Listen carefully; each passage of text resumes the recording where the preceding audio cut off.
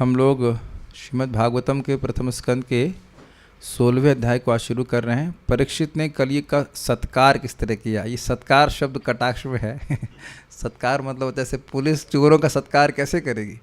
अब स्वाभाविक सी बात है कि मट्ठा नहीं पिलाएगी उसको पिटाई करेगी। सत्कार कैसे किया, उसका अर्थ है उसको दंड कैसे दिया, है ना। तो उसके बारे में बात है कि आप लोगों ने सुना 15वें अध्याय के अंत में कि अब पांडव सब संप्रयाण कर चुके हैं। द्रौपदी और सुभद्रा भी भगवान के धाम जा चुकी हैं। विदुर जी भी चले गए। और ये भी सुना था कि परीक्षित महाराज ने क्षमा कीजिएगा, परीक्षित महाराज को युधिष्ठिर महाराज जी हस्तिनापुर में अभिषिक्त कर दिए थे, राज्याभिषेक कर दिए थे और वज्रनाभ को मथुरा में कर दिए थे। तो अब परीक्षित महाराज ने क्या किया उसके बारे में भी थोड़ा सा वर्णन है, तो मेरे पीछे बोलिए। सूत उवाच ततः परीक्षित द्विजवर्य शिक्षया महिमहाभागवतः शशासः यथा हि सूत्यामभिजात कोविदाः समादिशन् विप्रमहद्गुणस्तथा सूत उवाच ततः परीक्षित द्विजवर्य शिक्षया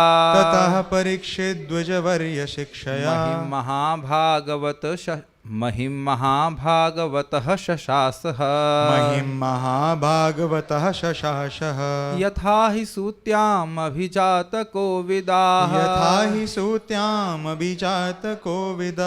समादिशन् विप्रमहद्गुणस्तथा ततः परीक्षित द्विजवर्य शिक्षया महिमहाभागवतः शशासः यथा हि सूत्यामभिजात कोविदाः समादिशन् विप्रमहद्गुणस्तथा बोलिए बोलिए। अरे हाँ। सूत उवाच तथा परीक्षित द्विजवर्य शिक्षया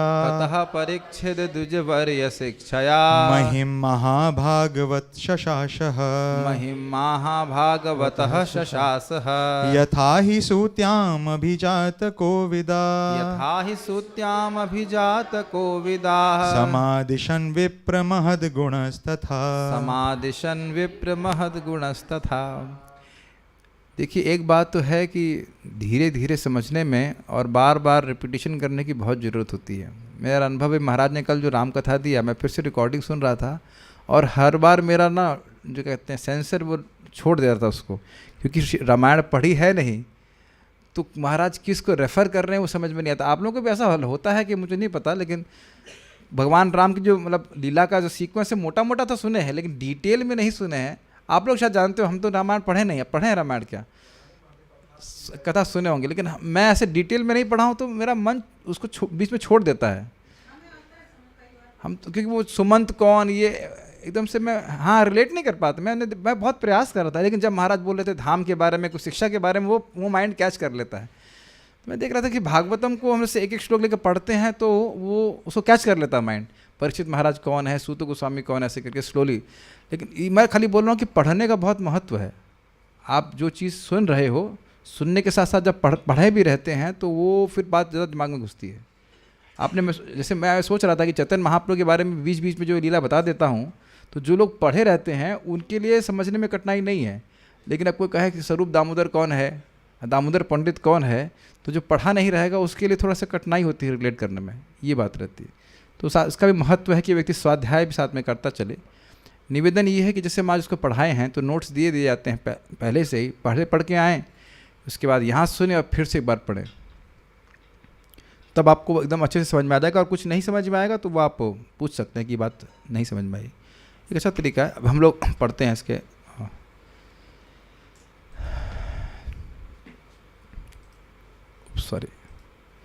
ये अनुवाद का। सूत गोस्वामी ने कहा, हे विद्वान ब्राह्मणों, तब महाराज परीक्षित श्रेष्ठ द्विज ब्राह्मणों के आदेशों के अनुसार महान भगवत भक्त के रूप में संसार पर राज्य करने लगे। उन्होंने उन महान गुणों के द्वारा शासन चलाया जिनकी भविष्यवाणी उनके जन्म के समय पटु ज्योतिषियों ने की थी। अन्वय देखिए, सूत उवाचा बड़ा स्पष्ट है। सूत गोस्वामी ने कहा ततः तत्पश्चात। अब प्रश्न मेरा ये है कि तत्पश्चात किसके तत्पश्चात, किन के जाने के बाद? पांडवों के जाने के बाद। ये हे विप्र मतलब हे विद्वान ब्राह्मणों। कौन से विद्वान ब्राह्मण?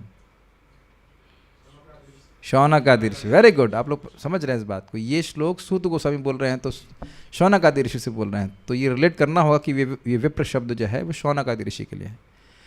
अभिजात कोविदः, जात शब्द से समझ रहे हैं जन्म, और कोविद मतलब जानने वाले, एक्सपर्ट।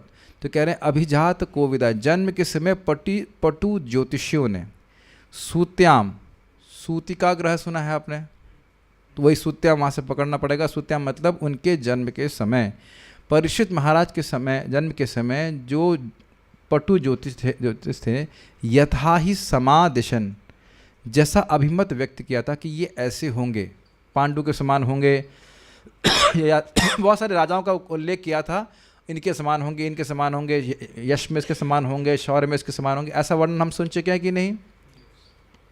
सब लोग यस बोलिए। हाँ यस, हाँ सुन चुके हैं, ठीक है, सब सुन चुके हैं।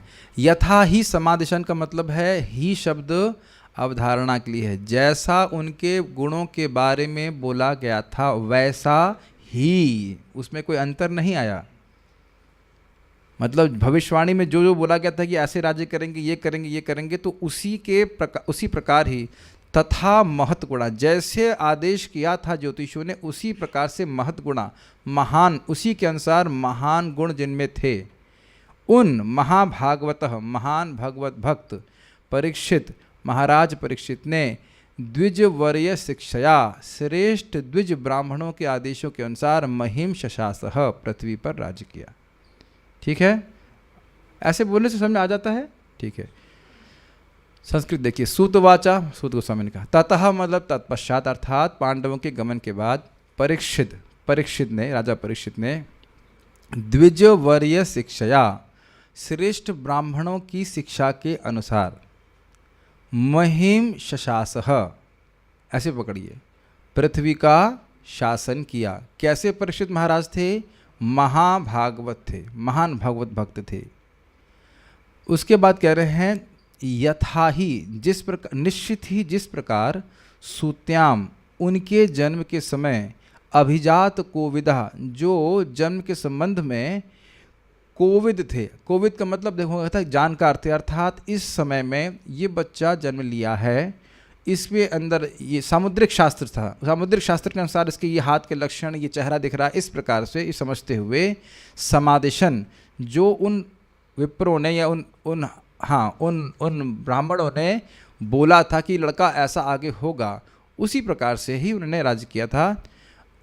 विप्र मतलब हे शौनकादि ऋषि, और महद गुणस तथा का मतलब होता है तथा उसी प्रकार महान गुण वाले परीक्षित महाराज ने राज्य किया। अब देखिए, अगर आप अन्वय ना कहें तो ये समझ में आने का, तथा लास्ट में है, यथा ऊपर है, ऐसे क्या है? तथा किससे जोड़ा जाएगा बताइए? तो यथा ही सूत्याम अभिजात कोविदा समादिशन तथा ही शशासः, तथा महदगुण शशासः, उसी प्रकार से महदगुणों को प्रकाशित करते हुए, महदगुणों से युक्त होते हुए महाभागवत परीक्षित महाराज ने पृथ्वी पे राज्य किया। ये बात है। श्रीधरी, उसके पश्चात 16वें अध्याय में कली से खिन्न हुए भूमि तथा धर्म के संवाद का तथा पृथ्वी के पालक राजा परीक्षित का संवाद वर्णित है। इनसे बात करेंगे परीक्षित महाराज। भूमि देवी जो गाय के रूप में आएंगी, और धर्म जो है वो बैल के रूप में आएंगे, उनसे बात करेंगे। वो बहुत सुंदर सुंदर बातें इसमें हैं, बहुत सुंदर। धर्म का बहुत ही गुह्य रहस्य भी इस अध्याय में है। श्रेष्ठ ब्राह्मणों के उपदेशानुसार राजा परीक्षित पृथ्वी का प्रशासन करते थे। जन्म के समय ज्योतिषियों ने परीक्षित के जिन गुणों का वर्णन किया था, वे सभी गुण उनमें विद्यमान थे।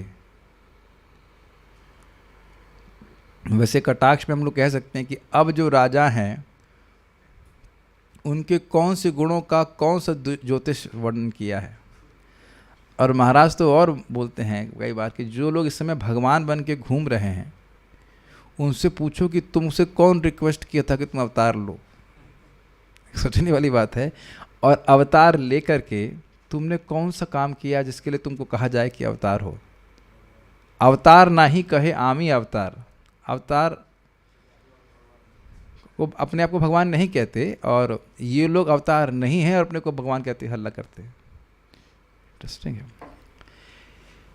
कहीं तो एक बात हुआ था कि गुरु जी थे, उनको भगवान उनके चेले कहने लगे। तो एक भक्त ने बोला कि आप उनको क्यों नहीं बताते हैं कि आप भगवान नहीं हैं। तो कहते इनको बहुत दुख लगेगा। अब चेलों को दुख लगेगा इसलिए इतना बड़ा झूठ स्वीकार करने के लिए तैयार रहे। कोई भी रहा नहीं, वो नहीं था। कहीं बात थी कि बहुत दुख लगेगा, शायद महाराज ही बता रहे थे ना। सारार्थ दर्शनी देखिए 16वें अध्याय में परीक्षित महाराज की दिग्विजय यात्रा, धर्म के द्वारा पृथ्वी देवी से पूछे गए प्रश्न तथा भगवान कृष्ण से वियोग के विषय में पृथ्वी का विलाप वर्णित हुआ है। हे विप्र अर्थात हे ब्राह्मण, वह जो महद गुणा अर्थात महापुरुष के गुणों से युक्त थे उन्होंने शासन किया। स्पष्ट है। बाल प्रबोधनी थोड़ी रोचक है, ये तो समझ में आ रही। ठीक है। इस 16वें अध्याय में परीक्षित महाराज के विवाह आदि कर्मों को कहा गया है। अभी आप सुनेंगे आगे अगले श्लोक में है।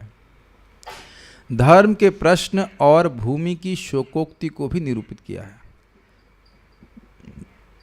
ये भी इजी है। भूमि भगवान कृष्ण चले गए थे तो भूमि दुखी थी, तो उसका भी वर्णन किया गया है। अब देखिए, सूत गोस्वामी ने कहा था कि परीक्षथोथ राजर्षे जन्म कर्म विलापनम संस्थाम च पांडुपुत्राणाम वक्षे कृष्ण कथोदयम। अब इस टीका में वो बता रहे हैं कि ये प्रसंग वह शुरू क्यों कर रहे हैं, परीक्षित महाराज के बारे में ये सब बातें क्यों बोल रहे हैं, तो उसका वर्णन कर रहे हैं कि परीक्षित राजर्षि। अब मैं राजर्षि परीक्षित के जन्म कर्म और विलापनम अर्थात मृत्यु के बारे में बताऊंगा। संस्थाम च पांडुपुत्राणाम, और पांडु के पुत्र पांडवों की संस्था अर्थात उनके भी संप्रयाण को वक्षय कहूँगा। क्यों कहेंगे? क्योंकि इससे कृष्ण कथा का उदय होता है। तो आपने ये सुना, ये होता 1.7.12 में सूत गोस्वामी जी की उक्ति थी। तो उसी के जब बोला कि मैं बोलूँगा, तो पांडु पुत्रों के संप्रयाण के बारे में बोला कि नहीं पिछले अध्याय में। अच्छा, परीक्षित महाराज के जन्म के बारे में बोल चुके हैं कि नहीं? ठीक है। और कर्म के बारे में नहीं बोले हैं। जन्म के बारे में तो अभी अब सुना ना कि वो जो जन्म लिए थे तो अभिजात कोविदा हम सब ने बताया था कि इतने महान होंगे, ये होंगे। तो अब कर्म का वर्णन यहाँ पे शुरू हो रहा है और विलापनम, उनकी मृत्यु कैसे हुई, उसका वर्णन 12वें स्कंद में होगा। तो अब समझ में आ रहा है कि यह अध्याय शुरू क्यों हुआ। बोले थे कि परीक्षित महाराज के जन्म और कर्म के बारे में बोलेंगे, तो जन्म के बारे में बोल दिए। जन्म के बारे में बोले थे ना, कैसे ब्रह्मास्त्र से बचे और सब कुछ हुआ। और उसके बाद अब कर्म तो रह गया था, तो कर्म और पांडु पुत्रों के बारे में बता चुके हैं, तो अब कर्म के बारे में बताना है। तो ये बात है, बहुत अच्छा मुझे लगा था ये बता रहे हैं सिस्टमेटिकली कि ये बात क्यों आ रही है यहाँ पे। पांडु के पुत्र चले गए, अब उसके बाद तुरंत परीक्षित महाराज के बारे में शुरू हो गई बात। तो कुछ प्रश्न बनेगा ना कि क्यों शुरू हो गई बात। नहीं समझ में आ रहा है भाई। आप कोई भी वक्ता कहता है मैं 6 टॉपिक भी बोलूँगा, एक टॉपिक बोल दिया, 2 बोल दिया, 3 बोल दिया, फिर चौथा टॉपिक बोलेगा। करते हैं ना, से वक्ता बोलते हैं कि हम ये आज हम इस लेक्चर में 4-5 टॉपिक डिस्कस करेंगे। तो ये सब पॉइंट्स हमको डिस्कस करने थे। तो जन्म के बारे में बता दिया, पांडुपुत्र के संप्रयाण के बारे में बता दिया। अब कर्म के बारे में परीक्षित महाराज के बता रहे हैं। विलापनम के बारे में नहीं बता रहे, वो 12वें स्कंद में आएगा। सूत गोस्वामी ने शौनक आदि ऋषियों को संबोधित किया। अब मैं भगवान श्री कृष्ण की दिव्य कथा तथा राजर्षि परीक्षित महाराज के जन्म, कार्यकलाप तथा मोक्ष विषयक वार्ताएं एवं पांडु पुत्रों द्वारा गृहस्थ आश्रम के त्याग की कथाएं कहने जा रहा हूँ। ठीक है। इस प्रतिज्ञा के अनुसार पांडवों के प्रस्थान को उन्होंने निरूपित किया। कौन से अध्याय में किया? चल रहा था उसी में, क्या नहीं याद है? ठीक है। परीक्षित महाराज के, ये भी बहुत जरूरी है, कितना भी याद रहना चाहिए, बहुत है। पिछले अध्याय में था, ये था ना? श्योर, ठीक है। आखिरी श्लोक तो ये सुने थे ना कि संप्रयाण को हम जो सुनेगा वही पांडवों की गति प्राप्त करेगा। कोई बात, we are all in the Kaliyug, don't worry, मुझे भी याद नहीं रहता, we have to remind ourselves. Parikshit Maharaj के जन्म, कर्म और मृत्यु, इन तीनों को कहने के लिए उनके जन्म को पांडवों के वृतांत के ही अंदर कह दिया। याद आ रहा है कुछ? एकदम देखिए हम लोग भूल रहे ना, बीच में आई थी बात कि वो ब्रह्मास्त्र चला था और अभी बात आ चुकी, मैं भी भूल रहा हूँ कि कौन से अध्याय में आया था, लेकिन नंबर याद नहीं है, लेकिन बीच में आया था ना जब वो उनको जला दिया था, प्राय जला दिया, फिर वो जन्म लिए थे, से प्रकट होते हुए। उनकी मृत्यु को 12 स्कंद में कहा जाएगा। वहाँ भी था, उसके बाद आगे अभी रिसेंटली भी हम पढ़ चुके हैं। मुझे अभी नंबर्स याद नहीं होते हैं, एक्चुअली मुझे नंबर याद होता भी नहीं, डेट्स और डेज मुझे नंबर इस तरह से याद नहीं रहते, उधर मैं ध्यान नहीं देता हूँ कि इस अध्याय में ये है। अभी उसके लिए मुझे रोज़ पारायण करना पड़ेगा, लेकिन उसके लिए समय नहीं निकाल पा रहा हूँ। पारायण करने से याद आ जाता है कहाँ से अध्याय में क्या है। कोई बात नहीं, यहाँ 4 अध्यायों में उनके कर्मों का वर्णन हो रहा है, यह विवेक है। इट मीन्स 16, 17, 18, 19 और 20वें अध्याय में क्या है? प्रथम स्कंद के कुछ भी नहीं है, क्योंकि 20वां अध्याय नहीं है। ठीक है, 16, 17, 18, 19 4 अध्यायों में परीक्षित महाराज के बारे में वर्णन होगा। राज्य प्राप्त करने पर परीक्षित ने क्या किया यदि यह अपेक्षा हो, क्योंकि पिछले अध्याय के अंत में बोला गया था कि परीक्षित को राज्य दिया गया हो, तो क्या वो बिगड़ गए? एक प्रश्न है, बिगड़ जाते हैं लोग? ये बात हमने कभी सोची नहीं। विश्व का, ध्यान दीजिएगा, विश्व के सबसे बड़े राजा, क्षमा कीजिए, विश्व के एक छत्र राज है और पितामह सब चले गए हैं। What would I have done? ये बात मैंने सोची ही नहीं, सही बता रहा हूँ, अभी मैं सोच रहा हूँ। अगर मुझको एक छत्र राज दे दिया जाता, देंगे नहीं ना, लेने की इच्छा है, लेकिन दे दिया जाता तो आप क्या करते? क्या आज के ज़माने में कोई व्यक्ति ब्राह्मणों की शिक्षा ग्रहण करता? एक छत्र क्या छोड़िए, अब एक थोड़ा सा सिटी का भी अगर स्थान मिल जाए, वहाँ भी किसी ब्राह्मण की बात कहाँ सुनता है? Is it not astonishing? पूरे विश्व के राजा हैं, वो चाहे तो जो कुछ भी पाप कर सकते हैं, लेकिन वैसा नहीं किए, ब्राह्मणों के अनुगत्य होकर के भगवान की भक्ति की। This is very interesting. देखिए, power corrupts and absolute power corrupts absolutely. थोड़ा थोड़ा पद मिल जाने से व्यक्ति एकदम गर्वित हो जाता है। और यहाँ कह रहे हैं क्या? द्विजवर्य शिक्षया, जैसे श्रेष्ठ ब्राह्मण थे उनकी शिक्षा के अनुसार वो राज्य किए। कितना नम्र होना पड़ेगा व्यक्ति को, समझिए इस बात को। बहुत अच्छी बात हम यहाँ सीख रहे हैं। तो ये बन जाता है कि राज्य परिषद, अगर आपको अभी विश्वास नहीं है तो यही घटना एक और व्यक्ति के संग हुई थी। आप सुनेंगे 4थे स्कंद में, अंग महाराज के बेटे वेण सेम पूरे विश्व के शासन बन गए, तो ब्राह्मणों को कुछ नहीं मानते थे, भगवान विष्णु को कुछ नहीं मानते थे। जो लोग पढ़ते हैं वो समझते हैं, लेकिन परीक्षित महाराज इस प्रकार से नहीं। तो और देखो, उनके तो पिताजी भी जीवित थे उनको शिक्षा देने के लिए, यहाँ तो अब पितामह भी नहीं है, कोई रोकने वाला नहीं है, फिर भी वह ब्राह्मणों के अनुगत्य में रह करके ही भगवान की पूरे विश्व का शासन करें। दिस इज अमेजिंग, नहीं लगता आपको अमेजिंग है? कोई रोकने वाला नहीं है। कारण तो आप जान रहे हैं, भगवान के भक्त हैं। राज्य प्राप्त करने पर परीक्षित ने क्या किया यदि यह अपेक्षा हो, तो कहते हैं सूत्याम, थोड़ा स्पेलिंग मिस्टेक है, सूत्याम अर्थात जन्मदिन के समय जातक कर्म में निपुण ब्राह्मणों ने जैसा कहा था कि, क्या कहा था? ब्राह्मणा उचुहु पार्थ प्रजाविता साक्षात इक्ष्वाकुरिव मानवः ब्रह्मण्य सत्यसंधश्च रामो दाशरथिर्यथा। ये एक श्लोक है और बहुत सारे श्लोक बोले गए थे। ये श्लोक यहाँ रखा गया है ये समझाने के लिए कि ब्राह्मणों ने उनके सद्गुणों के बारे में क्या कहा था। ठीक है, विद्वान ब्राह्मणों ने कहा, हे प्रथापुत्र, यह बालक मनुपुत्र राजा इक्ष्वाकु की ही तरह समस्त जीवों का पालन करने वाला होगा, और जहाँ तक ब्राह्मणी सिद्धांतों के पालन की बात है, विशेष रूप से अपने वचन का पालन करने में यह महाराज दशरथ के पुत्र भगवान राम जैसा दृढ़ प्रतिज्ञ होगा। तो ऐसे ही पहले कहे गए गुणों से युक्त महाराज परीक्षित ने अपने पितरों के चले जाने के बाद श्रेष्ठ भक्त ब्राह्मणों की शिक्षा के अनुसार पृथ्वी पर शासन किया। ये समझ पाए ये बात क्या बोला जा रहा है? यह श्लोक क्यों कोट किया जा रहा है यहाँ पे? इस श्लोक में बोला गया था अभिजात कोविदः समादिशन। तो जो ब्राह्मणों ने बोला था कि ये ऐसे होंगे, तो वो क्या बोला था उसको समझाने के लिए बोल रहे हैं। कैसे होंगे उसमें एक उदाहरण है। आप एक श्लोक बोल रहे हैं, सब कई श्लोक बोले थे, मैं समझ रहा हूँ 4-5 श्लोक बोले थे, ऐसे होंगे ऐसे होंगे ऐसे होंगे। तो एक श्लोक यहाँ पे वो उद्धृत कर रहे हैं कि ये इस प्रकार से ब्राह्मणों ने इनके बारे में बोला था। किन के बारे में? परीक्षित महाराज के बारे में बोला था। ठीक है, ओके। हाँ, अब वो बड़ा सुंदर श्लोक वो कोट कर रहे हैं कि जो व्यक्ति भगवान का निष्काम भक्त होता है उसके अंदर सारे सद्गुण आ जाते हैं।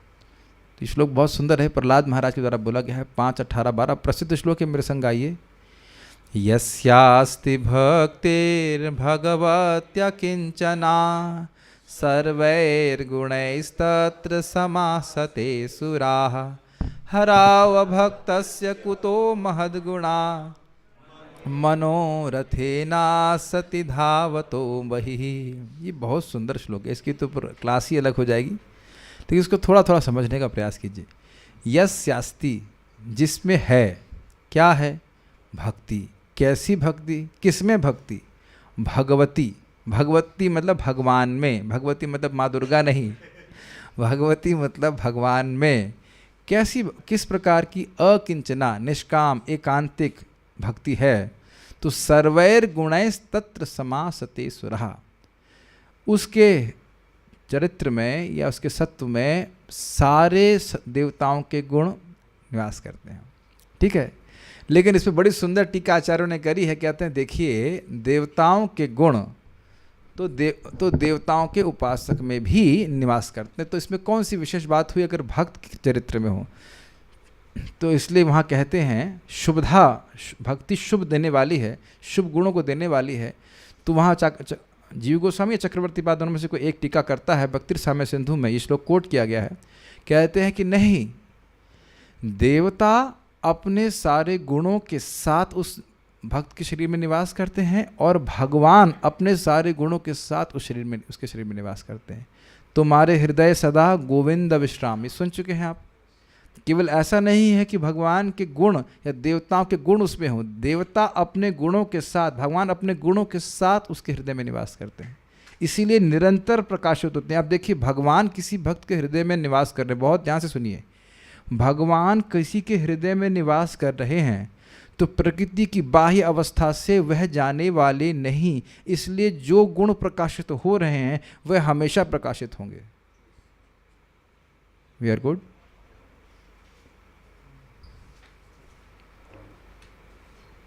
आई am allowing you to digest this.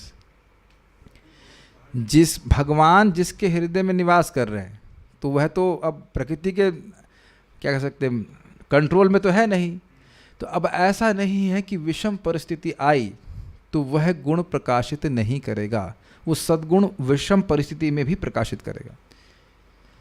जैसे हिरण्यकशिपु ने कितना अत्याचार किया प्रहलाद महाराज के प्रति, ठीक है ना। तो अब कह सकते हो कि जब हिरण्यकशिपु जब पावर में था प्रहलाद महाराज ने कुछ नहीं कहा, ये आप कह सकते हैं, एक रॉन्ग एनालिसिस। लेकिन जब प्रहलाद महाराज की सत्ता आई, इन द सेंस कि हिरण्यकशिपु मार दिया गया या हिरण्यकशिपु मारा नहीं गया है, नरसिंहदेव प्रकट हो गए, तब भी प्रहलाद महाराज रो नहीं रहे। देखिए क्या इतना हमको दुख दिया है। अपितु उनके मरने के बाद भी प्रहलाद महाराज यही सोच रहे हैं कि मेरे पिताजी का उद्धार हो जाए, जिस व्यक्ति ने इतना कष्ट दिया है। This is amazing, is it not?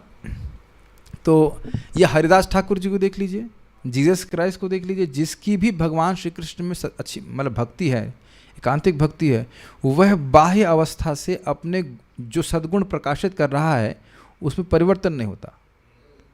क्यों नहीं होता समझ रहे हैं? वो भगवान के द्वारा आ रहा है। अब अगला कह रहे हैं हरा व भक्तस्य कुतो महद्गुणा। अगर भगवान हरि का अभक्त है, मतलब भक्त नहीं है, तो कुतो महद्गुणा, उसके महान गुण हैं कहाँ? क्या है उसके महान गुण? कोई मतलब नहीं उसके महान गुण का। क्यों? मनोरथेना सती धावतु बही, वह तो मन के रथ पर धावित हो रहा है। क्या उदाहरण है देखिए, कई बार इस उदाहरण को मैंने दिया है। कंस कितना प्रेम कर रहा था माता देवकी को, वह सारथी भी बनने के लिए तैयार था, बना हुआ था। और जैसे ही सुना कि इसका 8वां बच्चा मुझे मारेगा, मारा नहीं है ना, 8वां बच्चा भी हुआ, अभी तो शादी हुई है कि नहीं, कम से कम 8 साल तो वेट करना चाहिए था, 8-9 साल वेट करता। 8 साल के बाद जो होने वाला, उसके लिए वह अपनी बहन को उसके विवाह के अवसर पर सबके सामने गला काटने के लिए उद्यत हो गया। तो ये समझ लीजिए कि जो व्यक्ति अभक्त है, अब चाहे उस कोई भी संबंध हो हमसे, लेकिन वो कब पलट जाएगा, जब उसकी इंद्रिय तृप्ति में आप जरा सा भी बाधा देंगे। ये डोंट बी सरप्राइज्ड, वो चाहे कोई भी हो, जरा सी इंद्रिय तृप्ति में बाधा देंगे वो पलट जाएगा। फिर वापस आ जाइए देवकी और वसुदेव जी के में, 6 बच्चे मारे थे ना, 6 बच्चे को मारा, उनके सामने मारा। और बाद में जब दुर्गा जी प्रकट हो जाती हैं तो कंस को बड़ा भय होता है कि अरे देवकी तो मेरी आराध्य माता की मतलब माँ है, ये तो बहुत पूजनीय है। तब वो घबरा जाता है और फिर फिलॉसफी देता है भगवद गीता की। They can use like this कि सब कुछ कर्म के अनुसार है, मैं तो कर्म के अधीन हूँ, मैं अब क्या, हम सब लोग तो कर्म के अधीन कठपुतली हैं। तब नहीं बोल रहा था जब देवकी का वो भविष्यवाणी सुनी थी, तब नहीं बोल रहा था कि कर्म के अनुसार मैं मरूंगा, क्या दिक्कत है, ऐसा तो कुछ नहीं बोल रहा था। और अद्भुत बात है कि देवकी और वसुदेव ने ये स्वीकार कर लिया और उनको क्षमा कर दिया। कर सकते हैं क्षमा, समझिए मेरी बात, घटना में जरा फिर प्रवेश कीजिए। दुर्गा जी बच्ची के रूप में थी ना, उन्हीं का टांग पकड़ के उनके प्रति भी वैसे ही बर्ताव करने वाला था ना, सर फोड़ देगा उनका, मार देता, और वो उड़ गई तो उसके तुरंत बाद वह माफ़ी मांग रहा है। हम लोग कभी सोचते नहीं शायद इस बात पे। ये जो घटना हुई है, उनकी लास्ट 8वें बच्चे को मारने का प्रयास जो कर रहा है, बच्चा मतलब यशोदा का था, उसमें और उसके बाद जो वह माफ़ी मांग रहा है, उसमें 5-10 मिनट का अंतर है। आप माफ़ कर देंगे? 6 बच्चों को तो मारा है और अभी 5 मिनट पहले आपके दूसरे 8वें बच्चे को ही मारा है। जबकि देवकी ये भी बोली थी कि बड़ी होगी तो इसकी शादी आपके बच्चे से कराऊंगी, लड़के से कराऊंगी। सी, तो देख रहे हैं कितना महान गुण है, क्षमाशीलता का गुण दिखाई पड़ रहा है आपको। तो ये सब हम देख रहे हैं कि विषम, मैं खाली बोल रहा हूँ कि भगवान जिसके हृदय में रहते हैं, आप सुन ही चुके हैं कि देवकी के घर में हृदय में भगवान आए थे, वसुदेव जी के हृदय में भगवान थे, महान भक्त हैं, उनके हृदय में सदा भगवान रहते ही हैं, तो सदा ही सद्गुण प्रकाशित करते हैं। क्यों? क्योंकि भगवान हृदय में रहते हैं।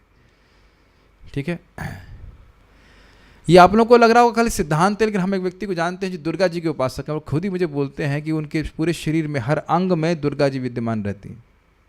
तो देवताओं के उपासकों के शरीर में ऐसे रहती हैं, तो भगवान के भक्तों के शरीर में भी रहती हैं, जो शुद्ध भक्त हो जाते हैं।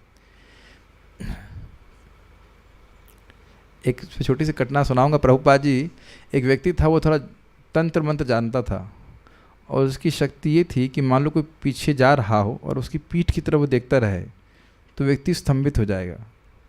समझ में आ रहा है? कोई जा रहा है, मैं उसकी पीठ की तरफ देख रहा हूँ, और मैं देखता रहूँगा तो व्यक्ति रुक जाएगा।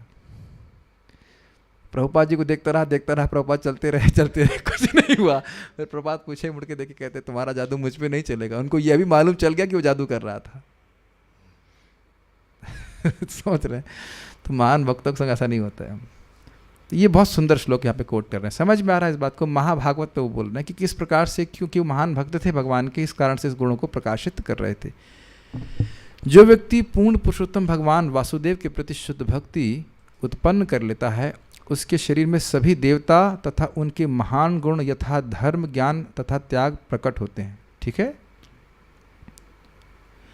इसके विपरीत जो व्यक्ति भक्ति से रहित है और भक्ति कर्म में व्यस्त रहता है, उसमें कोई सद्गुण नहीं आते, भले ही कोई व्यक्ति योगाभ्यास में दक्ष क्यों ना हो। कौन याद आ रहा है? दुर्वासा मुनि।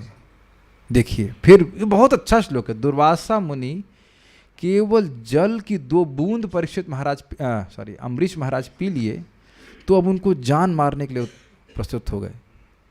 और जब ये क्या नाम है, दुर्वासा दौड़ रहे थे, तो अम्बरीश महाराज पूरा 1 साल कुछ नहीं खाए, केवल जल पी के रह गए, यह सोचते हुए कि मेरी वजह से दुर्वासा मुनि दुखी हो रहे हैं। यहाँ तक कि जब वो जलते जलते भगवान विष्णु जब दुर्वासा को वापस भेजे, और दुर्वासा तब भी जल रहे थे तो, और उनके से माफ़ी मांग रहे थे, तो वह कहते हैं अम्बरीश महाराज कि मैंने जीवन में जो कोई भी पुण्य किया है मैं वो अर्पित कर देता हूँ, ये ब्राह्मण इस सुदर्शन से बच जाए। It's amazing. कौन व्यक्ति करेगा जो हमको जान से मारना चाहे, और वो भी किस बात पे कि आपने 2 बूंद पानी पी लिया है। I mean it's quite intense, is not? आपको लग रहा है it's like what is this, hold on let me drink some water. 2 बूंद पानी पी लिया है उसके लिए आप जान मार देंगे? जाती है कि नहीं? बहुत अच्छा। देखिए वैष्णव होना बहुत मुश्किल, मतलब बड़ी बात, मुश्किल तो क्या कहूँगा लेकिन बहुत बड़ी बात। तो यहाँ दिखा रहे हैं योगाभ्यास में दक्ष क्यों ना हो और अपने परिवार और संबंधियों का भली भांति भरण पोषण करता हो, वह अपनी मनोकल्पना द्वारा भगवान की बहिरंगा शक्ति की सेवा में तत्पर होता है। भला ऐसे पुरुष में सद्गुण कैसे आ सकते हैं? उसकी इंद्रियां कभी सहमित नहीं होती। वहाँ पर भी लिखा है भागवत में कि जिसकी इंद्रियां सहमत नहीं हैं उससे आप क्या उम्मीद कर सकते हैं? उससे आप कुछ उम्मीद मत कीजिए, वो कुछ भी कर सकता है। श्लोक भूल रहा हूँ कि साधुओं के लिए क्या असह्य है और असाधु के लिए क्या अकरणीय है, ऐसे कुछ अर्थ है। वसुदेव जी साधु थे, उनके लिए कुछ भी क्षमा करने में कोई कठिनाई नहीं थी, और ये कंस निर्लज है, वो अपनी बहन के ही बच्चों को मारने में कोई इसको शर्म नहीं आ रही। समझ में आ गया श्लोक? इस वाक्य के अनुसार उन महान गुणों के कारण को अतिशय रूप से स्पष्ट करते हुए कह रहे हैं महाभागवत। ये बात समझ में आई कि यह श्लोक क्यों कोट किया गया?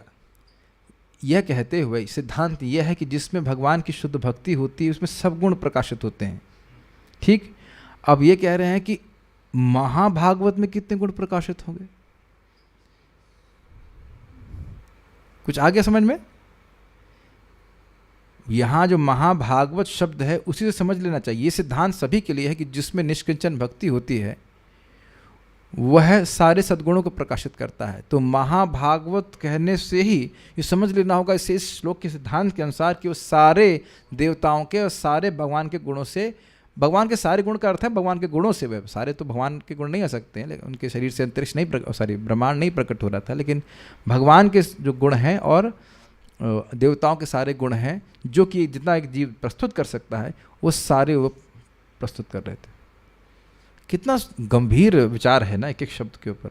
अर्थात भगवत भक्तों में श्रेष्ठ यह अर्थ है, वह महान ये सिद्धांत है ना कि सभी शुद्ध भक्तों में भगवान के और देवताओं के गुण आते हैं। तो यहाँ शब्द जब कह दिया गया कि महाभागवत शब्द है तो उसका कहने का अर्थ यह हुआ कि सारे गुण वह प्रकाशित कर रहे थे, उसमें आश्चर्य की बात नहीं है। अब देखिए, भगवत भक्तों में उत्तम होने से उनमें विषयों में अभिनिवेश का भाव था, भोग की इच्छा नहीं थी, तो राज्य पालन कैसे किया? एक प्रश्न बन जाएगा कि राज्य में तो थोड़ा राग द्वेष तो होता ही, ये आदमी खराब ही, मेरा दुश्मन है, ये मित्र है, तो जिसका भोग में कोई अभिनिवेश ही नहीं है वो क्यों राज्य करेगा? कुछ समझ रहे हैं इस बात को? अब आप देखिए, जो व्यक्ति जिसका ये सामर्थ्य है कि 7 दिन बिना खाए बिना सोए बिना पानी कुछ खाए पिए बिना भागवत सुन रहा है, तो क्या वो टेस्ट क्या एकदम मृत्यु के समय जागृत हुआ था? वो तो पहले से ही था। ऐसा व्यक्ति मैनेजमेंट में क्यों पड़ेगा? प्रश्न नहीं बनेगा। इतनी जिसको रुचि है श्रीमद् भागवतम में, तो हरि नाम में रुचि नहीं है? सोचिए ना आप।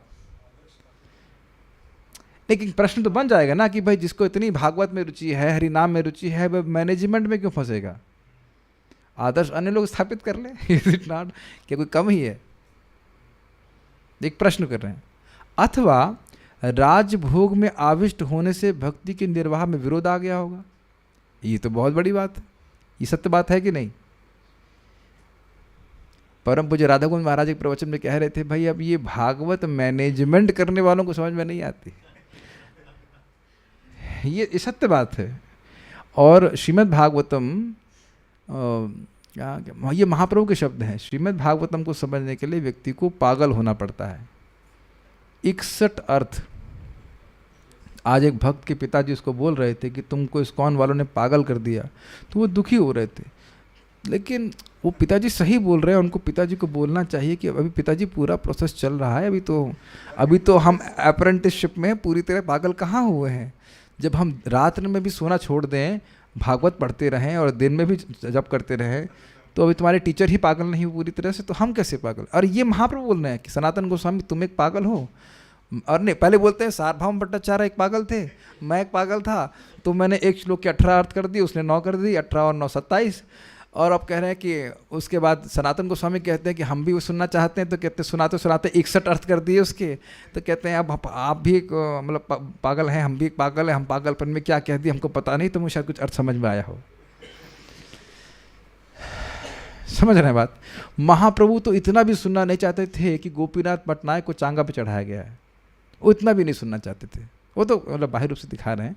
तो कहने का आशय है, अब ये बात भी उसी को समझ में आएगी जो मैं पढ़ता है चैतन्य चरितामृत में। खाली इतना कहना चाहता हूँ कि कोई लौकिक बात महाप्रभु सुनना नहीं चाहते थे। तो अब इस प्रकार से परीक्षित महाराज को अगर कह दिया जाता तो क्या दिक्कत थी? वो तो सुनने के लिए तैयार थे, वो तो बचपन से लेकर अंत तक सुनते ही रहते। महाभागवत तो कब से थे जरा बताएंगे? हाँ, जब माँ के गर्भ से थे तभी से महाभागवत। मतलब एक नाम में कितना रस मिलता था उनको? क्वांटिफिकेशन दीजिए थोड़ा सा। असीमित सुख मिलता था। कथा में कितना सुख मिलता था? असीमित मिलता था। अब ऐसा व्यक्ति मैनेजमेंट कैसे कर देगा? और अगर कदाचित कर दिया तो वो दिक्कत आएगी ना, कथा सुनने को नहीं मिलेगा, नाम जप करने को नहीं मिलेगा, ऐसा करके ये प्रश्न उठा रहे हैं सर। तो राज्य भोग में आविष्ट होने से, कि अब देखेंगे कली को वह दंड दे रहे हैं, बहुत सारा कार्य कर रहे हैं, ऐसा नहीं कि अब टांग पे रख के चढ़ दिया भजन नहीं, मतलब भजन कर रहे हैं, काम नहीं कर रहे हैं। राज्य भोग में आविष्ट होने से भक्ति की निर्वाह में विरोध आ गया होगा, परंतु परीक्षित के लिए दोनों ही नहीं थे। क्या दोनों नहीं थे? ऐसा नहीं था कि भक्ति में अभिनिवेश होने के कारण राज्य पालन नहीं कर पा रहे हैं, और ऐसा नहीं था कि राज्य पालन में अभिनिवेश होने के कारण वो भक्ति नहीं कर पा रहे हैं। This is amazing. इसलिए आश्चर्य को सूचित करते हुए कहते हैं ह शब्द, शशास ह। ये पहले भी आप सुन चुके हो, ह शब्द को आश्चर्य के लिए उपयोग किया जाता है। देख लीजिए, अब देखिए कितनी भागवत की अद्भुत महिमा है ना? हा।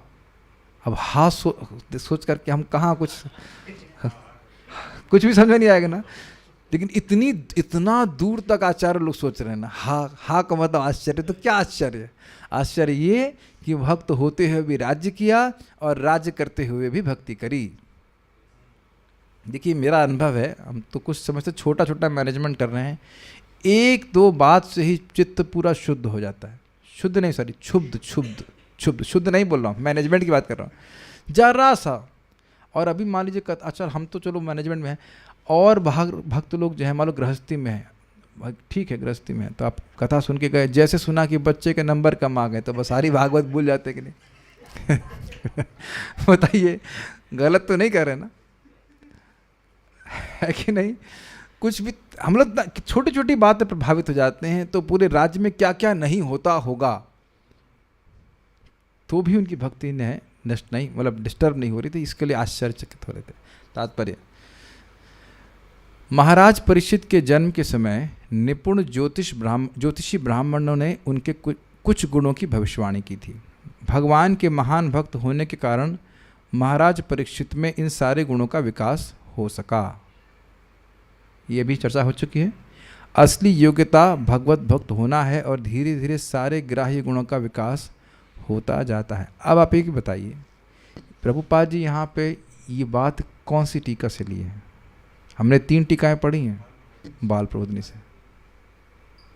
तो कभी कभी लोग हमको बोलते हैं, एक व्यक्ति बोला कि आप ये टीकाओं से क्यों बोल रहे हैं, केवल प्रभुपाद जी का तात्पर्य पढ़ना चाहिए।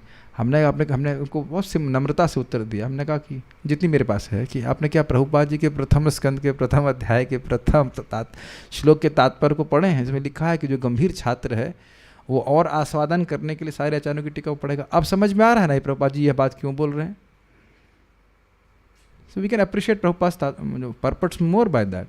और क्या कुछ कठिनाई हुई समझने में? कोई कठिनाई नहीं हुई, एटलीस्ट मुझे लग रहा है कि महाराज परीक्षित महाभागवत या प्रथम श्रेणी के भक्त थे, जो न केवल भक्ति के विज्ञान में पटु थे, अपितु अपने दिव्य उपदेशों से अन्यों को भी भक्त बनाने में समर्थ है। ये हाईलाइट मैंने किया। आप जानते हैं क्यों किया? देखिए, मुझे कई बार भक्त लोग बोलते हैं कि हम 4-5 घंटे भागवत पढ़ते हैं, हम तो बहुत अच्छा लगता है सुन करके। तो उससे फ़ायदा किसका हुआ? केवल आपका हुआ। ये बात बस यहाँ ठीक नहीं है। इसीलिए हम इस प्रकार से कथा का आयोजन कर रहे हैं रोज, कि न सिर्फ मुझको फ़ायदा हो, जो कि इसमें कोई संदेह नहीं कि फ़ायदा हो रहा है, अन्य भक्तों को भी फ़ायदा हो। नहीं तो जिनके पास इस प्रकार का सामर्थ्य नहीं है भागवत को समझने का, उनका तो पूरा जीवन ही चला जाएगा और वो कभी नहीं समझ पाएंगे। तो मेरा तो निवेदन है कि जिन लोगों को भी समझ में आता है वह इसके लिए और क्लासेस रन होल्ड कर सकते हैं। आप कुछ लोगों के अंदर सामर्थ्य होता है कि वो रिकॉर्डिंग सुन करके समझ लेते हैं, उसको समझ करके नोट्स बना सकते हैं, फिर लाइव क्लासेस कर सकते हैं अन्य लोगों के लिए, और इससे आपका ही लाभ होगा। मतलब केवल जब ये लोग ये बोल देते हैं ना कि मैं 3-4 घंटे पढ़ लेता हूँ, तो मैं तृप्त नहीं होता उस बात से। ये नहीं है कि हम ज्ञान को समझ करके बस आत्मसात कर लें, अच्छी बात है, लेकिन और भी बात है कि उसको दूसरों को बताया जाए। और मान लीजिए कोई पढ़ना ही नहीं जानता तो फिर बेचारा ज़िंदगी भर भागवत ही नहीं पढ़ पाएगा। अब बहुत से लोग भारत में भी ऐसे हैं जो पढ़ नहीं सकते हैं और सुन सकते हैं, और भगवान इस बात को गीता में 13वें अध्याय में बताते हैं, अन्येभ्य श्रुत्वा अन्येभ्य, दूसरों से सुनकर जो भगवान का भजन करने लगता है तो वह भी मृत्यु श्रुति परायण, वह है क्योंकि श्रुति परायण है, सुनने की आदत है, भक्तों से अन्य से सुनता है, भक्तों से सुनता है, तो वह भी मृत्यु से तर जाता है। और कई लोगों ने मुझे फीडबैक दिया कि हम पढ़ नहीं पाते हैं, हम सुन लेते हैं। तो सुनिए, क्या कठिनाई है। ये मुझे बहुत अच्छा लगा था। गुरु महाराज का इसमें संबंध में बहुत अच्छी बात बोल रहे थे कि देखिए, we teach both by example and by precept. Precept has to be given. Got it? कभी कभी हम तो भक्तों से बोलते ना, हम भक्तों को हाँ प्रभु जी हम जप कर रहे हैं बहुत बढ़िया से। यहाँ के किसी भक्त को नहीं बोल रहा, मेरे मन में एक भक्त के बारे में आ रहा है बात, हम अपने से भजन कर रहे हैं बहुत बढ़िया से। हाँ, आप अच्छे से कर रहे हो, ठीक है, अच्छी बात है, लेकिन जो चीज़ आप अप्लाई कर रहे हो वो सीक्रेट्स अगर आप बोलोगे नहीं तो क्या सब केवल देख करके ही आपको समझ लेंगे? नहीं समझ में आपको बात? मान लीजिए आप जप में करने के लिए बैठे हुए हैं और आप अच्छे से सीधे बैठ के जप कर रहे हो, तो जो व्यक्ति सो रहा है वह तो कभी नहीं देखेगा ना आपको। Does that make sense? और कुछ लोगों को तो समझ ही नहीं आएगा कि सीधे बैठ करके बढ़िया से जप करने से क्या फ़ायदा होता है। पीपल आर क्वाइट डल, उनको पता नहीं रहता है कि आप ये व्यक्ति ऐसा क्यों कर रहा है। मैंने परम पूज्य भक्ति रसामृत महाराज को कई बार देखा, वो प्रभुपाद जी के सामने ऐसे बैठ जाते और दोनों हाथ घुटने के पास रखते और हरे कृष्ण, बड़े बहुत सतुगुण में महाराज जी रहते हैं, बड़े प्यारे लगते हैं। तो हमको समझ में नहीं आता था महाराज ऐसा क्यों करते हैं। अभी भी मुझको समझ में नहीं आया। हमारे गुरु महाराज को मैं देखा, महाराज से पूछने का तो उससे डर लगता है, वो ऐसे जब करते हुए सांस लेंगे, हरे कृष्ण कृष्ण। अब महाराज क्यों करते हैं, मुझे बहुत डर लगता है कि क्यों पूछे, करने का कुछ कारण है, लेकिन अब सब लोग ना इस संबंध में अपना मत देंगे, हम महाराज से पूछना चाहते हैं। हाँ, हमने सुना है, कोई कहता है 7, कोई कहता है 11 महामंत्र भी बोल लेते हैं, हमको नहीं पता, लेकिन महाराज क्यों करते हैं ये हम बहुत डर लगता है। महाराज से पूछ सकते नहीं ऐसा क्यों करते हैं। कोई लेक्चर भी नहीं मिला महाराज जैसे बोल रहे हो कि ऐसा क्यों करते हैं, सिद्धासन में वो क्यों बैठते हैं, और सीधे तो बैठते ही हैं, और ऐसा क्यों करते हैं, ये अभी तक तो हमको लेक्चर में नहीं मिला। हमारे लिए रहस्य भी बना रहेगा ऐसा क्यों करते हैं महाराज जी। मैं शायद गौरांग प्रभु को पूछूंगा किसी तरह क्यों करते हैं। This some reason is don't why they are doing that. हम लोग, मुझे याद है कि दीक्षा में समय महाराज ज्ञान मुद्रा रखते थे लेफ्ट में, और दूसरे ज्ञान मुद्रा लेकर के दूसरे से वो माला दे रहे थे। इस क्वाइट पिक्यूलियर है कि नहीं। आपको दीक्षा की माला देनी है तो ऐसा क्यों कर रहे हैं, बिना कारण वो कुछ नहीं कर रहे हैं। आप लोग देखिए, महात्मा प्रभु के जपा के सेमिनार आप लोग अटेंड कर रहे हैं, उसे लाभ हुआ ना। तो अब वो प्रभु जी को जो साधना के द्वारा जो भगवान ने गिफ्ट ज्ञान दिया है उसको दिया जाना चाहिए दूसरों को। प्रभुपाद जी के जो तात्पर्य हैं, प्रभुपाद जी अगर नहीं बोलते तो हम कैसे भागवत के बारे में समझ पाते। तो आप क्या शिक्षा ग्रहण कर रहे हो, आप लोग भक्ति कर रहे हैं, अच्छे से भक्ति कर रहे हैं, भगवान आपको बहुत सारा ज्ञान देंगे, प्रकाशित करेंगे उस भक्ति के द्वारा, वो दूसरों को दीजिए, उससे और ज्ञान प्राप्त होता है। This is very important point. तो ये नहीं कि महाभागवत थे, भगवान की भक्ति करके रह गए, नहीं, अन्यों को भी वे शिक्षा दे रहे थे कैसे भगवान की भक्ति करें। और यही हम बृहत भागवतामृत में सुनते हैं, जब गोप कुमार ब्रह्मा बन जाते हैं तो हर जीव को शुद्ध भक्ति में लगा देते हैं ब्रह्मांड के। This is amazing. ये बात सिद्धांत समझ लीजिए कि any person who chants offencelessly the holy name of Krishna, he is overwhelmed with the desire to do good to others. ये सिद्धांत यहाँ पे समझ में आ रहा है।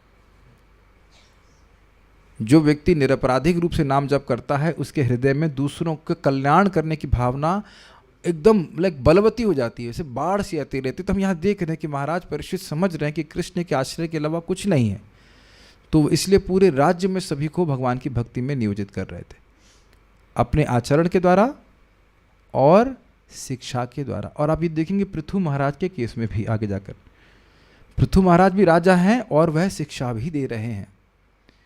सामान्य लोगों को नहीं पता होता है भगवान के बारे में, जब बताते हैं तब लोग लोग जागृत होते हैं। समझ रहे हैं बात? ये भक्त का कर्तव्य भी है और भक्त का स्वभाव भी है, कैसे वो करता है। हमको ये लाइन बहुत अच्छी लगी थी। तो स्वयं भक्ति कर लेने में ही व्यक्ति को संतुष्ट नहीं होना चाहिए। और आप ऐसा मत करना कि भगवान, कहना है कि भगवान सामर्थ्य नहीं देते हैं। आप अगर इच्छा करते रहोगे तो भगवान क्या नहीं दे सकते आपको। आपको पता है हिज होलीनेस क्या नाम है उनका, देवामृत महाराज को कौन लेके आया था? देवी शक्ति माता जी। सी, so you cannot say Mata ji cannot preach. She may just bring some sannyasi in the movement. एक बात और मैं बोल के फिर आगे बढ़ूंगा। महात्मा प्रभु बहुत अच्छा बात बोल रहे थे सुबह कि you remain in the movement because you will get the credit to spread it. ये मूवमेंट स्प्रेड हो रहा है, अगर आप इसमें रहेंगे तो आपको कुछ इसमें क्रेडिट मिल जाएगा। जब उग्रवादी संस्था को देखा जाता है तो सामूहिक रूप से देखा जाता है। समझ में आ गया ना?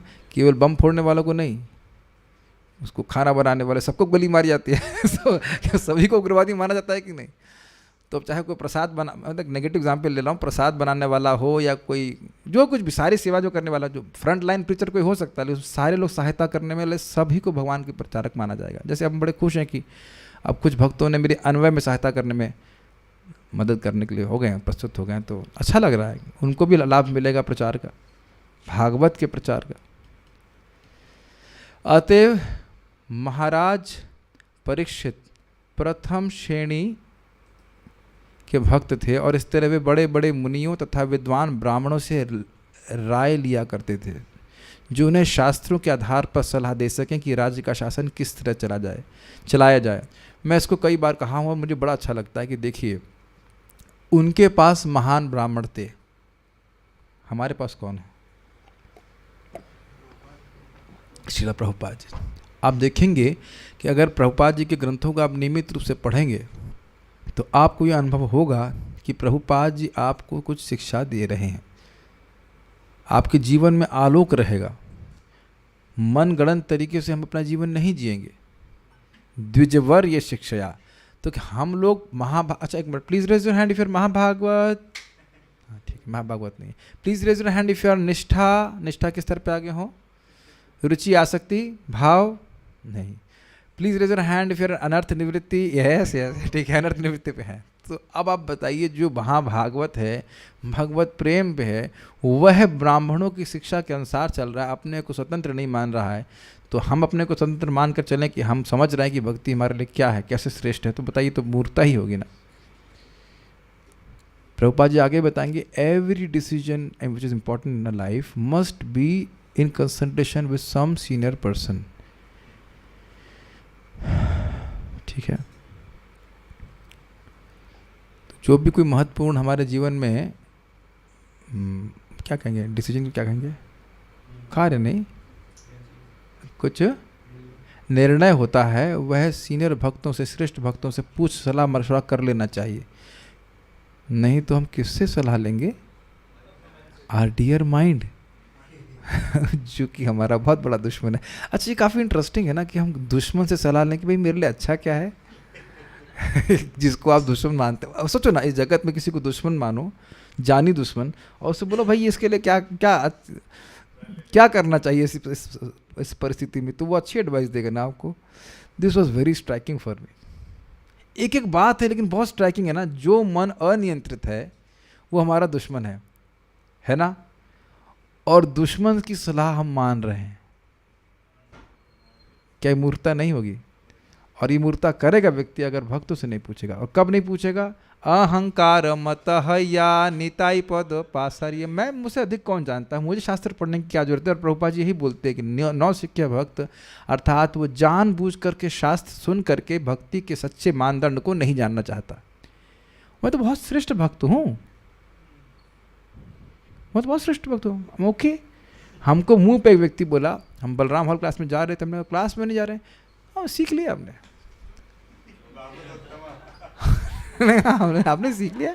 हमने कहा हम तो अभी भी सीख ही रहे हैं, हमने सीख लिया सब, हम सीख लिया अमेजिंग, सीख लिया हमने सब कुछ। अच्छा ठीक,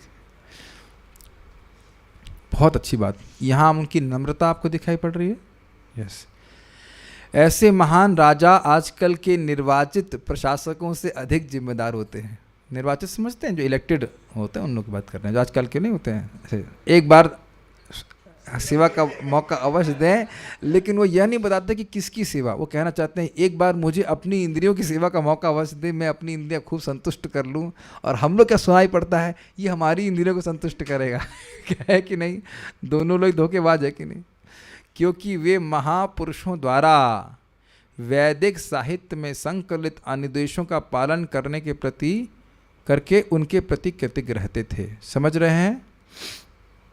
अब आजकल के कौन से एक लीडर को आप विचार कीजिए कि भगवद गीता का एक भी श्लोक ठीक से पता होगा? अगर पता भी होगा तो उसको अप्लाई करना नहीं जानता होगा। प्रभुपाद से एक व्यक्ति आया, बोला मैं 45 मिनट पूरी गीता बोल सकता हूँ। तो प्रभुपाद बोले तुम 45 मिनट के लिए गीता जी सकते हो? चुप हो गया। तब ऐसे थोड़ी मिस्टेक है, तब ऐसे अव्यवहारिक मूर्खों की आवश्यकता नहीं होती थी जो नित्य ही नए नए विधान बनाएं और अपनी सुविधा को ध्यान में रखकर उसे बारंबार बदलते रहें। ये लाइन आपको समझ में आ रही? This is very disillusioning. देखिए, इस समय किसी भी देश के नेता कोई नियम बनाते हैं तो उसमें उनको अपना उल्लू सीधा करना होता है। जनता सोच रही है कि वे उनके हित के लिए कर रहे हैं, लेकिन आप लोगों को पता हो कि नहीं पता हो, प्राय वह जो बड़े बड़े बिजनेस मैन होते हैं ना, उनको उनसे साठ गांठ करते हैं कि उनके लिए क्या सुविधा होगी, उसके हिसाब से नियम बना जाता है। हम तो अब ये बता रहे हैं, हमारे बीच में सेक्रेटरी साहब बता रहे हैं कि टैक्स में भी उनके हिसाब से कुछ होता है। देखिए, हम तो पढ़ते बढ़ते हैं ये सब चीज़ें, हम तो सुन करके उसी से पर ड्रॉ कर लेते हैं कि ऐसा होता है सीधी तो नहीं, लेकिन जो भी कुछ है, शुभ कृष्ण संहिता जो भी कह लीजिए, ये सिंपल ना। एक हम खुद आपको बात बता रहा हूँ, जहाँ मैं काम कर रहा था NTPC कहलगांव में, तो वहाँ पे बता रहे थे, मुझे बड़ा आश्चर्य हुआ था। मैं काम तो नहीं था, मैं काम नहीं कर रहा था। तो वहाँ बता रहे थे कि यहाँ पे ये प्लांट बनना बिल्कुल उचित नहीं था। इट इज़ नॉट, ये अच्छा स्थान नहीं है यहाँ पे, लेकिन एक मंत्री की इच्छा थी, तो स इच्छता बहुश्याम उन्होंने इच्छा करी और वो जो है प्रकट हो गया। और बहुत से लोगों के खेत गए, और जिनके खेत गए ना तो उनको बिजली मिल रही है ना नौकरी मिल रही है, और पॉल्यूशन हो रहा है वहाँ पे। और तो अब बताइए, ये अपनी इंद्र तृप्ति के लिए हुआ कि नहीं? हमें कोई पावर प्लांट बनाने से कोई दिक्कत नहीं है, लेकिन बिहार की भूमि कितनी उपजाऊ है, इज नॉट? और वहाँ वो लोग सब खाते पीते आराम से खेती करके जी रहे थे, हजारों साल से तो जी ही रहे थे, आगे भी जी ही लेते, बिजली के बिना भी जी ही लेते, है कि नहीं? कोई कठिनाई नहीं थी। लेकिन इस प्रकार से अपने विधि विधान, तो कम से कम एक बुद्धिमान व्यक्ति को जो कलयुग में जी रहा है, श्रद्धा नहीं रखनी चाहिए कि कोई नेता हम लोगों को सही रास्ते पे लेके जाएगा। जो ये आजकल नेता घूम रहे हैं, वह आपको कल्याण के मार्ग पे लेके जाएं, वो नहीं है अंधा यथांधे रूपनीय माना। यही प्रभुपाद बोल रहे हैं। इसीलिए जब प्रभुपाद ये ग्रंथ पढ़ेंगे तो इस प्रकार के विश्वास लीडर्स पे हमें विश्वास नहीं होगा, कम से कम भक्तों को तो विश्वास नहीं होना चाहिए कि ये हमारा कुछ कल्याण कर पाएंगे। ऐसे विधि विधान तो मनु, याज्ञवल्क, पराशर तथा अन्य मुक्त मुनियों द्वारा पहले ही स्थापित किए जा चुके हैं, और उनका प्रचलन सभी युगों तथा सभी स्थानों के लिए उपयुक्त था। ये समझ में आया? उनकी इंद्रियां पूर्ण थीं, वो डेफिशिएंट नहीं थे, वो इंद्र तृप्ति के द्वारा प्रेरित नहीं थे। अगर वो लिख रहे हैं कि मांस नहीं खाना चाहिए, तो मांस नहीं खाना चाहिए, ये बात है। जैसे कि हमने सुना था कि किसी एक ने बोल दिया था कि भारत में उसने बूढ़ी गायों की हत्या करने के लिए लाइसेंस दे दिया था। मैं नाम जान ही रहे हैं, पता है ना आपको? 84 वाली घटना, तो उस लीडर ने बोल दिया था कि जो बूढ़ी गैया हैं उनको मार सकते हैं, तो उनको भी मार दिया गया जब वो बूढ़ी हो गई थी।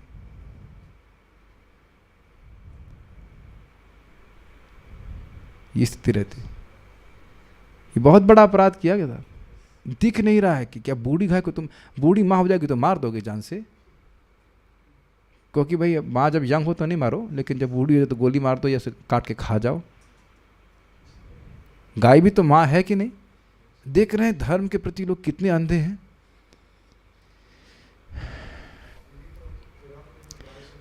आज भी भारत में गाय कट रही हैं। और देखिए गुजरात में बिल्कुल बैन है ना गायों का कटना, और गायों को बहुत संरक्षण मिलता है। गुजरात आज भी कितना फ्लरिशिंग है। अब ये देखिए बिहार में शराब बंद है, तो क्या बिहार एकदम खत्म हो गया? तो धर्म की दृष्टि लीडर्स में ही नहीं है। ये बात प्रपात कह रहे हैं। उनके लिए वो अपन जो मुक्त पुरुषों के अनुसार जो नियम थे, वो नियम सदा सर्वदा चलने वाले थे, कोई परिवर्तन उसमें करने की जरूरत नहीं होती थी।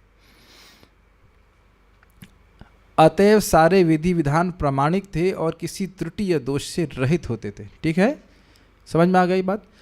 महाराज परीक्षित जैसे राजाओं की अपनी सलाहकार समिति होती थी, और इस समिति के सदस्य या तो ऋषि मुनि होते थे या प्रथम श्रेणी के ब्राह्मण होते थे। इसकी आप कल्पना नहीं कर सकते कि आप जिससे सलाह लेते हैं वो आपकी बुद्धि को कितना उच्च या भ्रष्ट कर सकता है।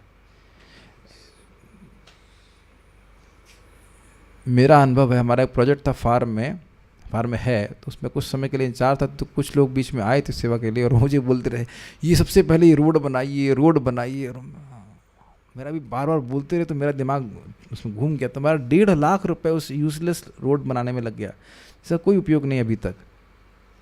तब मैंने सनातन प्रभु से बोला कि हाँ प्रभु जी, एक बात तो मैंने जीवन में सीख ली है, अपरिपक्व लोगों को सलाहकार कभी नहीं बनाना चाहिए। बहुत बड़ी शिक्षा ली। इस पर थोड़ी सा जोक है। प्रभुपाद जी बोले कि you learn a lot by experience. नहीं, कुछ तो बहुत अच्छा बोल रहे थे। You learn, the best teacher is experience. नहीं, by good judgement comes by good judgement comes by experience, and experience comes by bad judgement. समझ में आया? गुड जजमेंट कि क्या करना चाहिए ये समझ में आता है अनुभव से, और अनुभव कैसे आता है? बुरे जजमेंट से। ये गलत कर दिया था, अभी दोबारा नहीं करना है। मैं अपना उदाहरण दे रहा हूँ। तो बहुत सतर्क रही कि क्या वो व्यक्ति के पास बुद्धि है। इसीलिए कहा जाता है मूर्ख दोस्त से बुद्धिमान शत्रु ज़्यादा अच्छा है। मूर्खों का दोस्ती कर लेंगे तो दुर्गति में प्राप्त होंगे। ये मैंने आँखों से देखा। हमारा IIT में एक मित्र था, बहुत अच्छा डिवोटी था, 8 माला जब करता था, और उसने किसी मेरे भौतिकतावादी व्यक्ति से दोस्ती कर ली। उसने भक्ति ही छोड़ दी, यहाँ तक कि वह कृष्णदास कविराज गोस्वामी की कृति में दोष देखने लगा, चैतन्य चरितामृत में, रामानंद राय के बर्ताव में दोष देखने लगा। समझ रहे होंगे मैं क्या कह रहा हूँ? मैं तो आश्चर्यचकित होगा कि ये कैसे कह रहे हैं। ये असत्संग के द्वारा ही व्यक्ति भक्ति से छूट जाता है।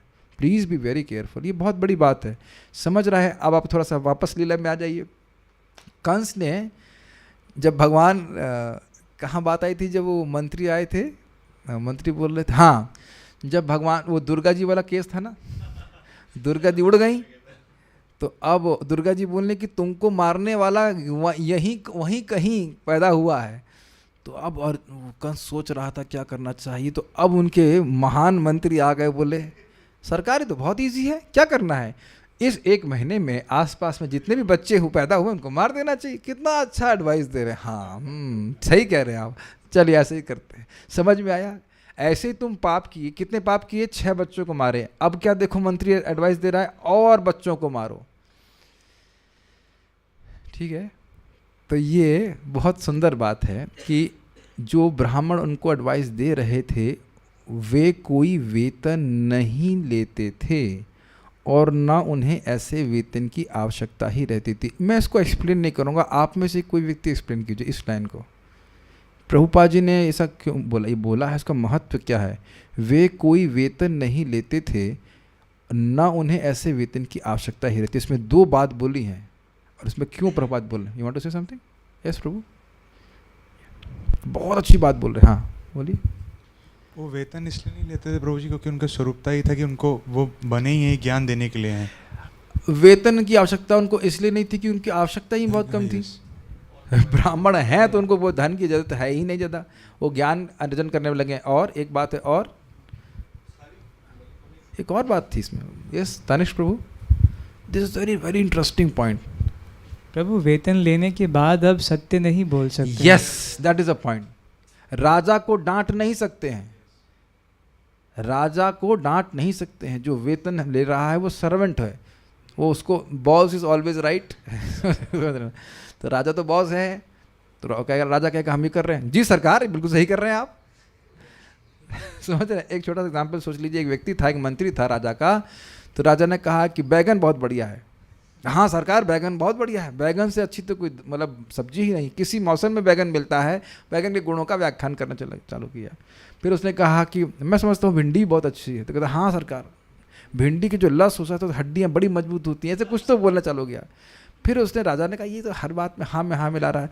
कहता है लेकिन हमें लगता है बैगन को बेगुण कहते हैं। हाँ सरकार बैगन तो बिल्कुल गुणों से रहित है, ऐसे बोलना शुरू किया। तो कह रहे तुम अजीब आदमी हो, जब हम बैगन को बोलते हैं अच्छा तुम अच्छा बोलते हो, जब बैगन बोलते हैं बुरा तो तुम बुरा बोलते हो। तो कहते हैं सरकार हम बैगन के नौकर थे ना, आपके नौकर हैं। समझ में आ गया?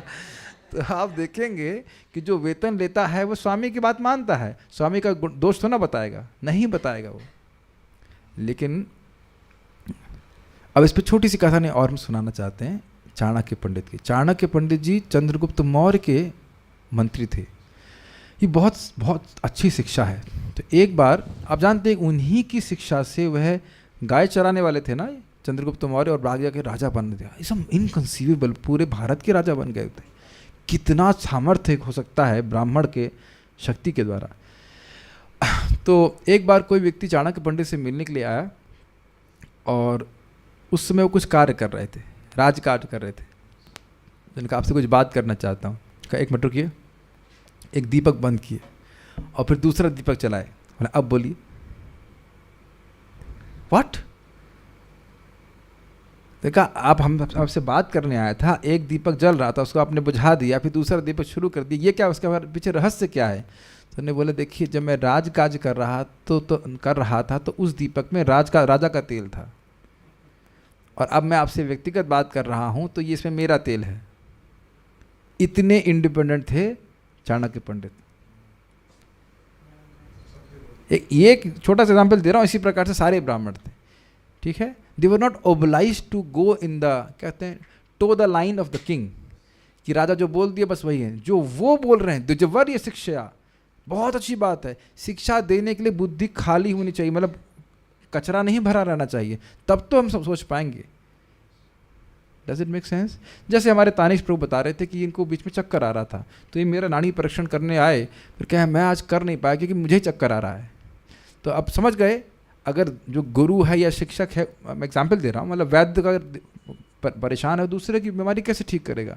तो अगर टीचर ही सतोगुण में नहीं है तो वह दूसरों को शिक्षा कैसे दे पाएगा? समझ में आ गई बात? और प्रभुपाद जी दिव्य स्तर पे हैं, तो उनकी शिक्षाओं को रोज़ हम पढ़ते हैं तो हमारे जीवन में निश्चित आलोक प्राप्त होगा कि मैं करना क्या है। हमें एटलीस्ट ये रहेगा कि मेरा जीवन आत्म साक्षात्कार के लिए। This is very very inspirational from Prabhupada. समझ में आ रहा है बातें? राजा बिना किसी व्यय के श्रेष्ठ सलाह प्राप्त करता था। कॉन्ट्रास्ट, आजकल क्या कंसल्टेंसी कंपनी चलती है कि नहीं, लाखों करोड़ों रुपए ले देते हैं सलाह देने के लिए, और कभी कहते हैं कि भगवान के भजन करो, ये सलाह कभी नहीं देते। वे स्वयं समदर्शी होते थे, सबों के प्रति समदर्शी, चाहे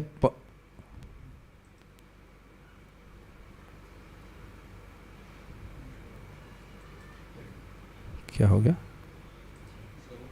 हरे कृष्ण, नहीं वो तो ठीक है, कुछ अजीब से सेटिंग है। ठीक है, वे राजा को ऐसी सलाह नहीं देते थे कि मनुष्य को तो सुरक्षा प्रदान की जाए और बेचारे पशुओं का वध किया जाए।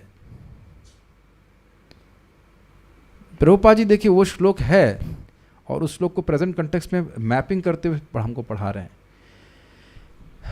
अब जो मैंने उदाहरण आपको दिया था, उन लीडर को कौन बोला था कि बूढ़ी गायों को काट सकते हैं? कोई सलाहकार दिया, कुछ दिया हो, लेकिन इससे अच्छा कुछ पैसा मिल जाएगा, जो कुछ सोचते हो, लेकिन कोई प्रॉपर ब्राह्मण तो नहीं दिया। आप ही तो संतों ने बहुत विरोध भी किया था इस बात का। समिति के ऐसे सदस्य ना तो मूर्ख होते थे, ना दिवा स्वप्न देखने वाले मूर्खों के प्रतिनिधि होते थे। ये समझ में आ रहा है? दिवा स्वप्न, डे ड्रीमिंग, हम ये कर लेंगे और ये हो जाएगा और वो हो जाएगा, इससे सब कुछ ठीक हो जाएगा, इसे कहते हैं डे ड्रीमिंग। कुछ होने वाला नहीं है, ना आज तक 5 वर्षीय योजना से कोई सुखी हुआ है और ना ही कभी होने वाला है, ये इसे कहते हैं डे ड्रीमिंग।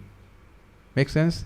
वे सभी स्वरूप सिद्ध होते थे और वे भली भांति जानते थे कि किस तरह राज्य के सारे जीव इस जीवन में तथा अगले जीवन में सुखी रह सकते हैं। Make sense? बहुत से लोग भक्तों को देखकर ये सोचते हैं कि भक्त लोग दुखी हैं। सुबह उठना होता है, स्नान करना होता है, 9 बजे तक कुछ खाना नहीं, जप करना होता है, ये तो बहुत तपस्या है, ये लोग तो बहुत दुखी होंगे, है कि नहीं? मुझे व्यक्ति बोला, उनकी माँ भक्ति करती थी, उनकी लड़का भक्ति नहीं कर रहा। अरे कहते हमने कहा तुम मरोगे नहीं, कहते अगला जीवन किसने देखा, इस जीवन में तो सुखी हो जाएं, तो 1 बजे तक वीडियो गेम खेलते हैं, इससे सुखी हो जाएंगे। तो 1 बजे तक वीडियो गेम खेलना है, 2 बजे तक, यही सुख है? दुखेशु सुख मानिना, बहुत सुंदर, बहुत सुंदर, बहुत ही सुंदर बात यहाँ बोली जा रही है। भक्ति करने वाला व्यक्ति इस जीवन में भी बहुत सुखी रहता है और अगले जीवन में भी सुखी रहता है। अगर आपने सुना हो कहावत, दोनों हाथ घी में और सर कढ़ाई में, सुना है?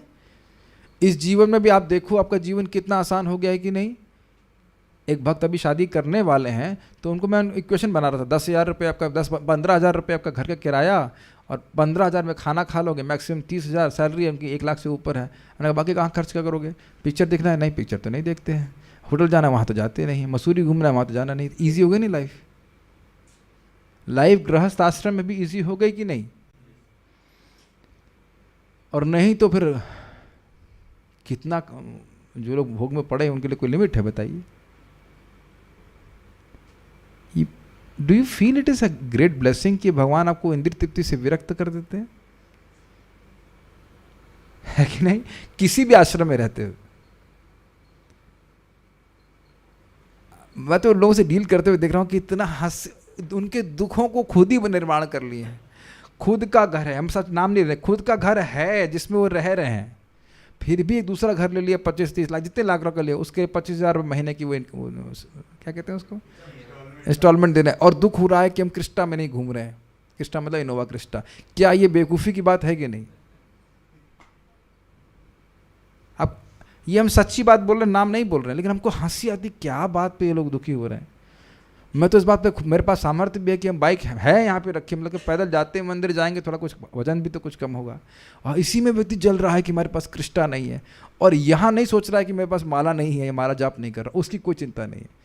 आप समझ नहीं पा रहे हैं कि कितना भगवान बचा रहे हैं इस प्रकार की जलन से।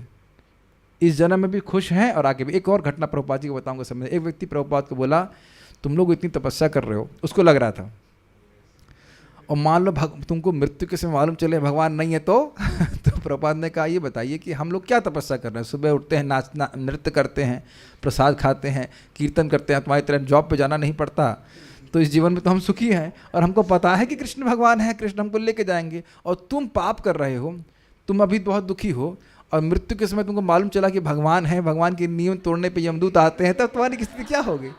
तो इस जीवन में भी इतनी दुखी है और आगे भी जाके वो दुखी होने वाला है जो भगवान की भक्ति नहीं करता।